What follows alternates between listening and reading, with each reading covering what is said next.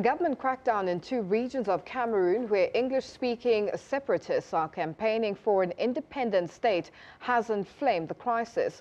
As according to Amnesty International, in a 37-page report, the human rights watchdog said it had catalogued unlawful killings, destruction of private property, arbitrary arrest and torture committed by the security forces since late 2017.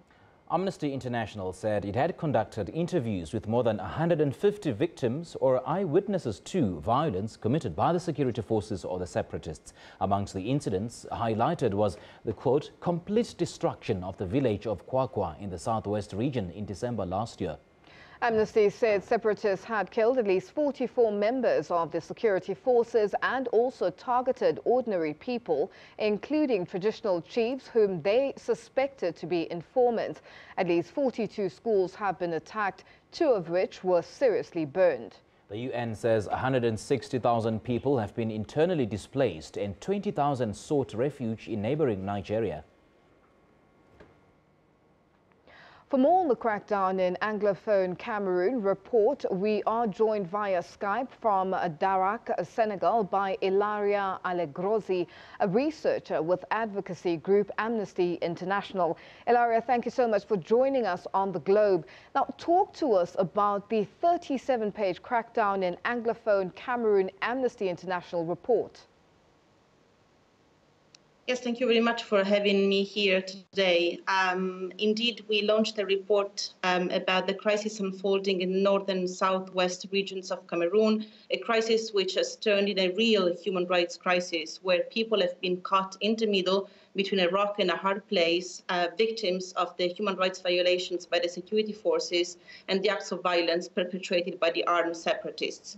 Our report documents, in fact, acts of violence by the separatists against both the security forces and the ordinary people, like you mentioned before, the traditional chiefs and other specific people who have been targeted because perceived as informants and collaborators of the security forces. The separatists also targeted schools, teachers and students, and we documented over 42 attacks on schools, and among them, at least 36 have been burned or destroyed completely by the separatists. At the same time, the general population is victim of the abuses by the security forces. We know that the human rights record of the Cameroon army is very poor, and we have documented already in the past the systematic use of torture by the security forces in their fight against Boko Haram. Well, we are seeing actually the same violations unfolding in the anglophone regions, and we've been speaking with many people, victims, eyewitnesses of attacks and raids by the security forces in their villages and cities in the north and southwest regions. Now, Ilaria, do you know exactly when these abuses started and the extent of the situation?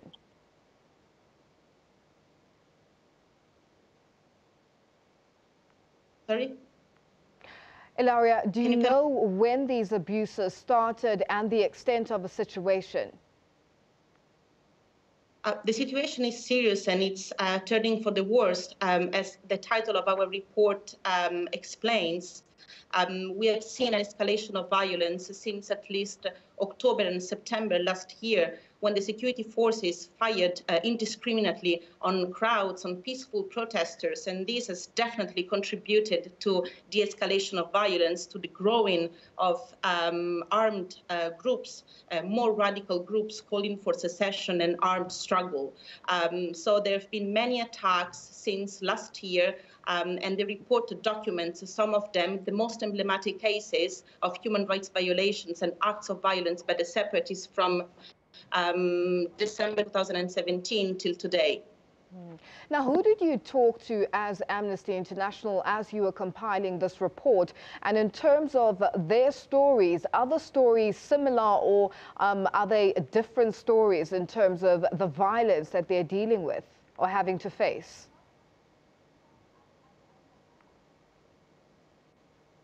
Sorry, I didn't hear your question. I was just asking you, Ilaria, in compiling your report as Amnesty International, Who did you speak to with regards to the people who've gone through the atrocities that are put against them or they are facing in terms of the violence in the country?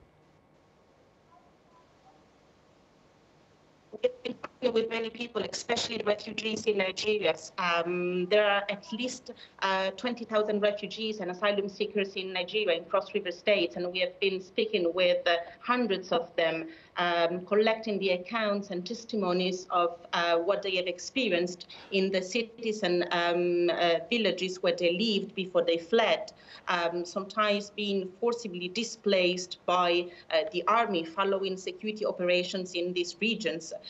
We have been speaking with them, with their families. We have been also speaking with victims in the north and southwest region of Cameroon, and that's how we collected our evidence, which is compounded with other types of material evidence, including satellite imagery and pictures and videos that we had authenticated and which show the extent and the scale of violations perpetrated by both sides. Ilaria, what's been the reaction from the Cameroonian government with regards to Amnesty International's report? As you know, in the past, we had experienced some aggressive reaction by the authorities following the release of our reports. However, this time we have appreciated the response of the government in the sense that we have been received at the presidency last week, and we had the chance to meet with the director of the civil cabinet at the presidency. We had a very open and frank discussion about the findings of our report, and now we hope that the recommendation and messages in our report will be taken on board. We are also expecting some strong reactions by the government and also by the other side as usual, but we stand by our findings, we stand by our evidence. Our report is very solid, and I think it's going to contribute to raise the profile of this crisis and especially to take concrete actions to put an end to the impunity, which is contributing definitely to the commission of new crimes and fueling violence. Now, Ilaria, as Amnesty International, what are you hoping that the Cameroonian government will do in terms of actionable, works or situations going forward in terms of dealing with the problem and in reaction to your report as Amnesty International? What have they put on the table? We are hoping that concrete steps will be taken, especially in terms of ensuring accountability for the crimes committed by the security forces and the acts of violence by the separatists. We are calling for to the authority to open independent, impartial investigations on all the allegations of human rights violations that we have documented now. Report. And also we have recommendations for the international community to ensure that in their dialogue with the authorities they can speak about the crisis and push the government to ensure accountability. And also for those partners of Cameroon which are contributing in terms of military assistance to the country, we are asking for them to make sure that their assistance does not contribute to the commission of new crimes.